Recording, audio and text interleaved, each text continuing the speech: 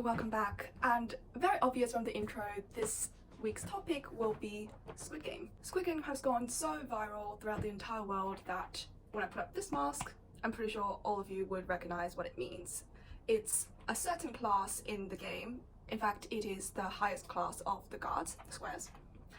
And basically, most of the analysis of the show has come from either the angle of bureaucracy, politics, or class, because I do acknowledge these are the most prominent themes here. However, I wish to focus on a related theme that is not as perfectly prominently featured in most of the analysis videos. And the reason why I decided to do this was because I was listening to lectures on egalitarianism recently whilst I was finishing Squid Game, and suddenly it really just clicked with me that a lot of the games I could apply the concept of luck egalitarianism into analysing it. And that was, for me, a really interesting angle to look at the game and what the designs of the game is trying to achieve. The focus of my video will be on analysing the design of the game itself rather than main aspects of the plot or the characters.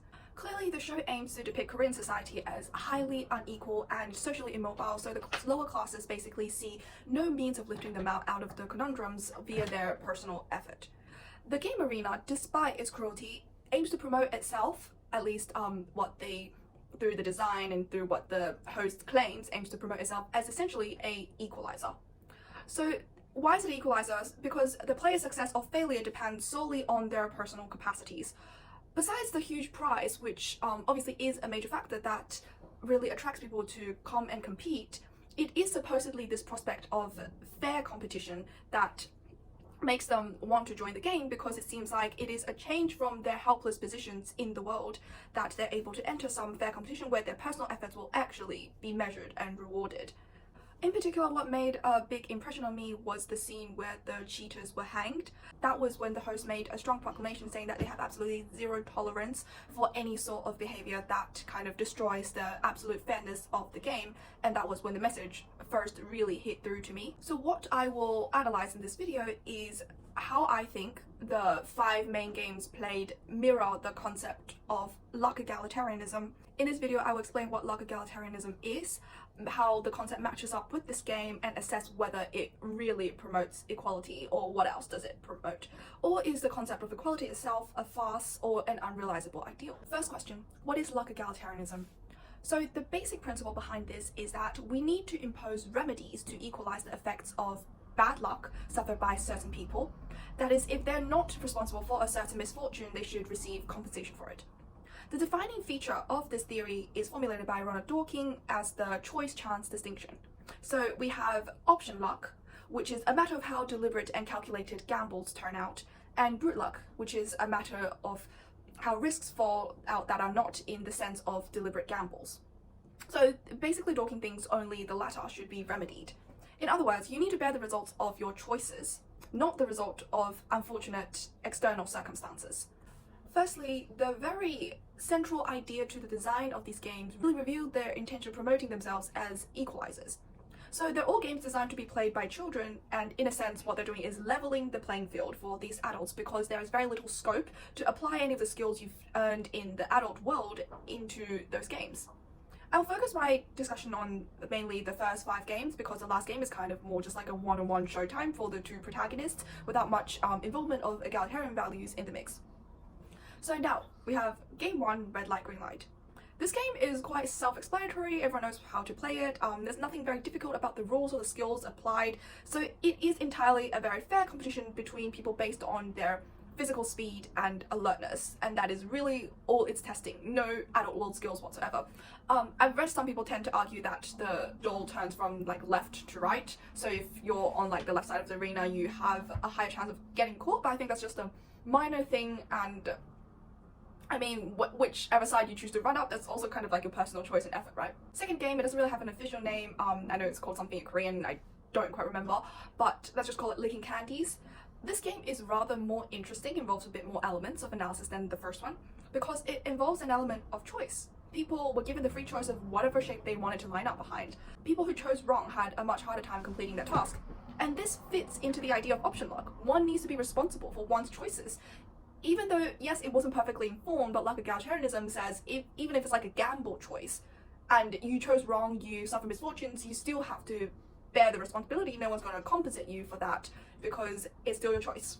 Now moving on to game 3, Tug of War. Again, it is very simple, straightforward rules, just a test of brute strength, maybe a bit of techniques.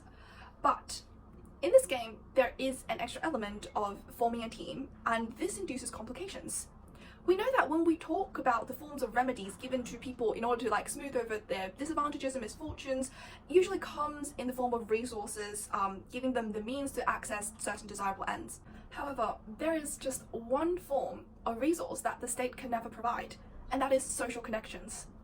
In the Tug of War, your success depends very, very much on your social connections. That is the team you're able to form. And what sort of team that you form is very much dependent on whether you yourself, is taken as a valuable, wanted player that people would want to join team with you, or like you just have good friends that will bring you into a good team, or you're just very persuasive, etc.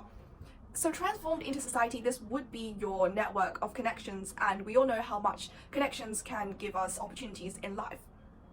So the thing is, no form of state compensation can compensate you for whatever connections you don't have, right? So the fact that your prospects in Tug of War really depends on your team is acutely revealing of the limitations of the form of egalitarianism that the state is able to advance.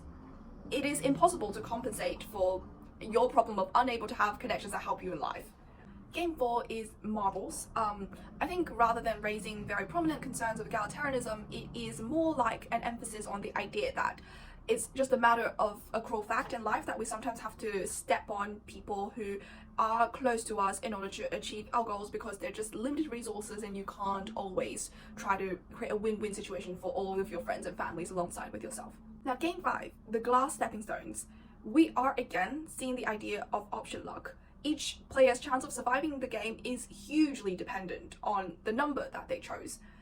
In this case, it's more like a semi-informed choice because they've been told that the number will determine their order of playing the game, even though they don't know whether that playing it in the beginning is better or in the end is better until they've actually seen the game, which they haven't.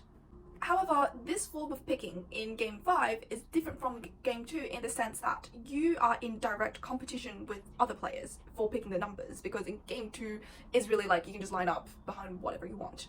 And this sort of competition raises one central problem about luck egalitarianism. Suppose we have a gambler, he gambles a choice and he wins and he gains something. However, it is possible that his success can directly lead to disadvantage of another non-gambler, say someone who picked the number later or chose not to pick. However, it is possible to pose the argument that choosing not to gamble is also a personal option, right? So those people who's waited until everyone else chose first. So the question now is this sort of inaction sufficient to justify a non-compensation for the bad outcome? So remember we said if you did nothing and you got a bad outcome, you should be compensated. But now the argument suddenly seems like your bad luck is a result of someone else's action, and this person's action is like juxtaposed against your inaction. So in a sense, your inaction turns into a sort of action, the action of choosing not to act. And some theorists would argue that you shouldn't be compensated for that.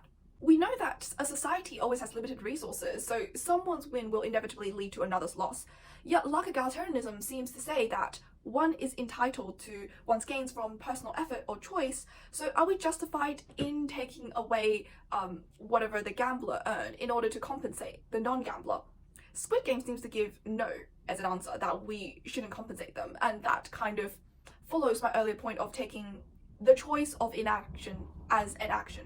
Also, I find it a rather interesting point when the manager turns off the light in order to prevent the glass factory worker from figuring out which glass is what. In a sense, what he's doing is using his skill acquired in the adult world of work to avoid the element of luck. I know most people have read it as like the VIP simply being sadistic and wanting to torture people and not let them like actually cooperate and use the skills. It's just for the VIP's sadistic pleasure. I think it is possible to read it as an effort in sustaining the idea of luck egalitarianism. So no skill attaining society should be applied to these games. They want the luck element to play through and through. Now I want to assess this overall vision of egalitarianism presented in political theory and in Squid Game. Firstly, let me address the elephant looming in the room whenever we discuss any theory of equality. It is the question of whether or to what extent should we correct for people's natural gifts. So e.g. some people are just born taller, stronger, better at music or mathematics, or just smarter as a matter of their genes. Strictly speaking, these natural endowments clearly are elements of luck, so luck egalitarianism seems to have no a priori reason not to correct for them. Several games such as Red Light, Green Light and Tug of War clearly advantage certain physical traits such as being stronger or faster, but these are not identified by the host as elements that need correcting for. It's like they don't really take it in their conception of whatever inequality that we need to rectify. In fact, the thing is, I think almost no serious theory of egalitarianism seeks to remedy for the absence or the presence of natural talents. Firstly, because these are very difficult to measure, and secondly, it is quite impractical to do so. It is a different story if someone has a very clear, obvious disability, however. So the fact of not correcting for natural talents really kind of, I don't know, it just nags me a bit about this entire vision about equality. And in fact, what it really brings to my mind is that we can interpret the game as creating a vacuum situation where the only governing rule in this vacuum is nature's survival of the fittest. That is, it aims to mirror natural selection, depriving all social elements fabricated by human civilization in the process, and that is also why they've kind of encouraged or turned a blind eye to the spontaneous fights staged by the participants, even though they're not part of the framework of the games. If they really wanted to promote a strict version of whatever form of egalitarianism, like egalitarianism or otherwise, that they're trying to promote, they shouldn't really allow that sort of fighting to occur in the process, because that kind of like ruins the strict luck equality selection process that they want to follow through via the games, right? So the only sort of explanation for it is that they want to actually mirror natural selection. So it's kind of like they want to promote a combination of luck egalitarianism and the idea of natural selection. The fact that the game is able to mirror both two situations simultaneously really says something about their similarities. And this raises the question, are certain forms of egalitarian theories not really aiming to push equality in the sense that we define the word, but really trying to push society towards a sort of primitive situation of selection? If so, what should we think of our concept of equality? Is nature the ultimate equalizer? Do people tend to think that when we revert to a state of nature, however you understand that to be, whether it's the definition of Hobbes or Rousseau or Locke, is this state of nature what those egalitarians have in mind as the equal situation? It doesn't really seem intuitive to me why the state of nature would have just a natural justification for being an equal situation. But it seems like a lot of egalitarian theories are really pushing in that direction, so I suppose they would have some explaining needed to do. Anyways, here is a wrap on my analysis of Squid Game from the angle of like egalitarianism. I've only taken this one narrow angle of analysing it, so I'm afraid I would not have covered a lot of other elements of the show that I think are equally interesting and worthy of analysis. I think the show doesn't really present a conclusive proposition of what it thinks egalitarianism should be. It really, I think, raises more questions than it solves. And just a personal note, I was really underwhelmed by the ending. I felt like it was like building up to such complex messages, and then the ending was just what was going on. But if there's a second season, if they don't really ruin it, I will be interested in watching. And that is the end of my video. Thank you for watching.